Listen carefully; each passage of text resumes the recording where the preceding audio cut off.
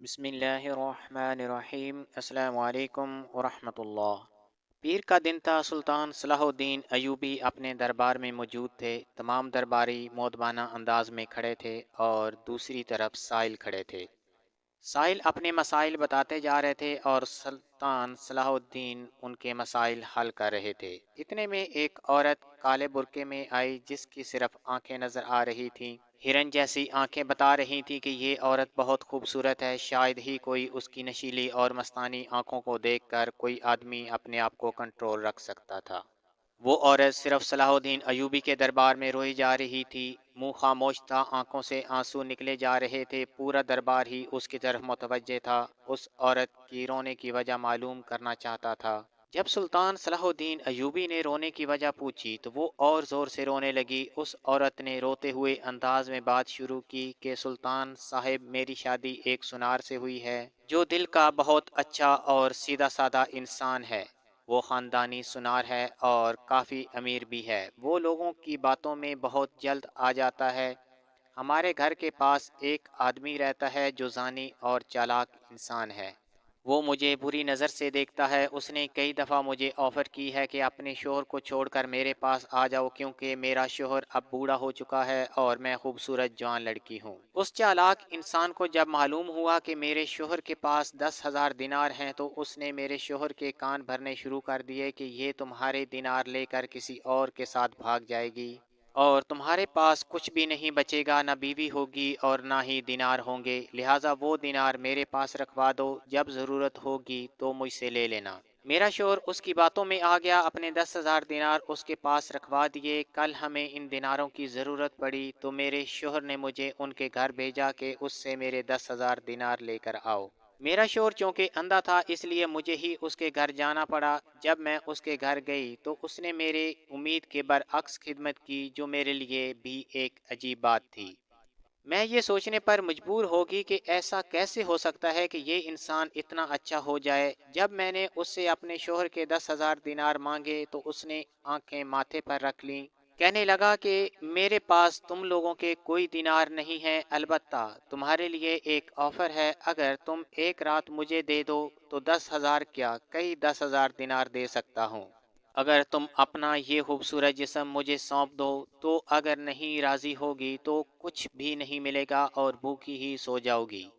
بیمار شوہر کی خدمت کہاں سے ہوگی؟ آخر تجھے میرے پاس ہی آنا ہوگا۔ مرضی ہے، آج اپنا جسم میرے حوالے کرتی ہو یا پھر کل۔ مجبوری میں انسان انسانیت کے درجے سے نیچے گر جاتا ہے۔ یہ ساری بات میں نے اپنے شوہر کو بتائی۔ ہم نے فیصلہ کیا کہ اپنا مقدمہ قاضی صاحب کے پاس لے جائیں۔ سلطان صاحب، جب میں اپنا مقدمہ قاضی صاحب کے پاس لے کر گئی تو قاضی تو اس آدمی سے بڑا نفس پرست نکلا۔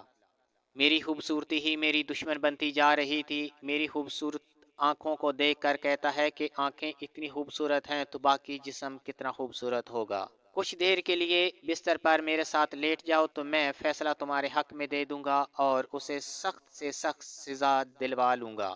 قاضی میرے عاشق بن چکے تھے جبکہ میں ایک نیک سیرت اور اپنے شوہر کی ایماندار بیوی ہوں۔ میں نے پوری زندگی اپنے شوہر کی امانت میں خیانت نہیں کی۔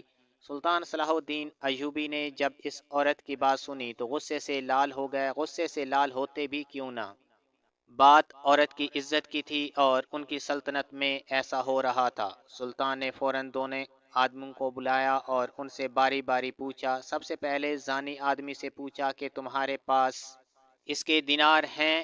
عورت کو تم نے جسم فروش سمجھا تو وہ چالاک آدمی کہنے لگا کہ نہیں سلطان معظم، میں تو اس خاتون کو جانتا ہی نہیں، یہ کون ہے؟ اس کے شوہر نے مجھے کوئی دینار نہیں دیے۔ وہ آدمی بالکل یہ بات ماننے سے مکر گیا تھا کہ اس نے ان کے 10,000 دینار دینے ہیں۔ وہ زانی آدمی سلطان کو اس بات پر راضی کرنے میں کامیاب ہو گیا کہ اس نے ان کے 10,000 دینار نہیں دینے۔ پھر سلطان صلاح الدین ایوبی نے قاضی کو بلایا، اس سے پوچھا کہ یہ عورت تمہارے پاس اپنا مقدمہ لے کر آئی تھی؟ قاضی صاحب نے جواب دیا، سلطان معظم، یہ عورت میرے پاس نہیں آئی۔ سلطان نے کہا، کیا یہ بات سچ نہیں ہے کہ اس کو تم نے جسم لینے کے بدلے فیصلہ اس کے حق میں دینے کی پیشکش کی ہے؟ قاضی بولا، نہیں سلطان معظم، یہ عورت میرے پاس ہی نہیں آئی تو میں اس سے ہم بستری کے لیے جسم کیسے مانگ سکتا ہوں؟ سلطان کچھ دیر کے لیے خاموش ہو گیا اور عورت کی آنکھوں سے آنسو جاری تھے جو رکنے کا نام نہیں لے رہے تھے۔ آنسو نکلنا بھی فطری بات ہے کیونکہ فیصلہ اس کے حق میں آتا ہوا نظر نہیں آ رہا تھا۔ سلطان صلاح الدین ایوبی کچھ دیر کے بعد سب سے مخاطب ہو کر کہتے ہیں کہ آپ سب لوگ اپنے گھر جا سکتے ہو۔ سلطان نے عورت کو کہا آپ کا فیصلہ بھی نہیں ہو سکتا۔ سلطان صلاح الدین ایوبی نے اس کی سرکاری خزانے سے مدد کی اور جانے کا کہا۔ جب وہ لوگ چلے گئے تو سلطان نے علی بن سفیان جو کہ ان کی فوج کا کمانڈر تھا ان سے مشورہ کیا اور فیصلہ ہوا کہ اس عورت کو رات کو بلا کر ایک منصوبہ بناتے ہیں۔ ایک ایسا جال بچھائیں گے کہ یہ خود بخود جال میں پھنس جائیں گے۔ علی بن سفیان نے کپڑے بدل کر عورت کے گھر گیا، سلطان معظم کا حکم بتایا کہ تم رات سلطان صلاح الدین ایوبی کے پاس آنا، کسی کو معلوم ہونے نہ پائے۔ انہوں نے منصوبہ تیار کیا کہ کسی طرح تم ان دونوں کو اپنے گھر میں حبس پوری کرنے کے لیے بلاؤ۔ ٹائم ایسا منتخب کرنا کہ پہلے قاضی صاحب آئیں گے، بعد میں وہ زانی آدمی آئے۔ یہ سب کچھ اتنا آسان نہیں تھا۔ سب سے پہلے وہ عورت قاضی صاحب کے پاس گئی، اس سے کہا کہ قاضی صاحب مجھے آپ کی بات پہلے ہی مان لینی چاہیے تھی۔ اب ایسا کریں، کل اس وقت پر میرے گھر آ جاؤ اور کپڑے ایسے پہن کر آنا کہ جن کو پہننا اور اتارنا آسان ہو۔ اس کے بعد وہ عورت اپنے ہمسائے کے گھر گئی اور اس کو متفق کیا۔ وہ زانی شخص اس کو کہنے لگا میں تو تجھے پہلے ہی کہہ رہا تھا، تم ہی نہیں مان رہی تھی۔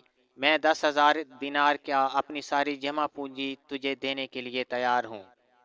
تو میرے سپنوں میں ہوتی ہو اور میں جدھر جاتا ہوں تمہاری شکل میرے سامنے کرتی ہے۔ چلیں دیر آئی درست آئی۔ وہ عورت گھر آ کر تیار ہونے لگی اور 2 کمرے تیار کیے۔ کچھ دیر کے بعد دروازے پر دستک ہوئی۔ یہ قاضی صاحب تھے۔ وہ ان کو لے کر کمرے میں چلی گئی۔ قاضی کے ساتھ رومانٹک باتیں کرنے لگی کہ قاضی نے اسے کپڑے اتارنے کا کہا۔ عورت نے قاضی کو کہا کہ کچھ دیر صبر کریں۔ تھوڑی دیر کے بعد پھر دستک ہوئی۔ یہ زانی شخص تھا۔ اس کو کہا کہ آپ کپڑے اتار کر اپنے آپ کو تیار کرو، میں آتی ہوں۔ وہ عورت قاضی کے کمرے میں چلی گئی۔ قاضی نے پوچھا کہ کون تھا؟ وہ عورت کہنے لگی ہمارے ہمسائے تھے اور پیاز ٹماٹر مانگ رہے تھے۔ اتنے میں پھر سے ایک زوردار دستک ہوئی۔ وہ عورت فوراً دروازے کی طرف دوڑی اور سامنے صلاح الدین ایوبی اپنے سپاہیوں کے ساتھ کھڑے تھے۔ انہوں نے حکم دیا کہ دونوں کو پکڑ لو۔ قاضی سے شاہی کپڑے واپس لے کر جیل میں بند کر دیا اور زانی شخص کو سنسار کرنے کا حکم دے دیا۔ کل حاضر ہوتے ہیں ایک نئی کہانی کے ساتھ۔ چینل کو سبسکرائب نہیں کیا تو سبسکرائب کر لیں اور بیل آئیکن کو ہلکا سا پریس کر دیں تاکہ آنے والی ویڈیو آپ تک پہنچ سکے۔ کل تک اجازت دیجیے۔ اللہ حافظ۔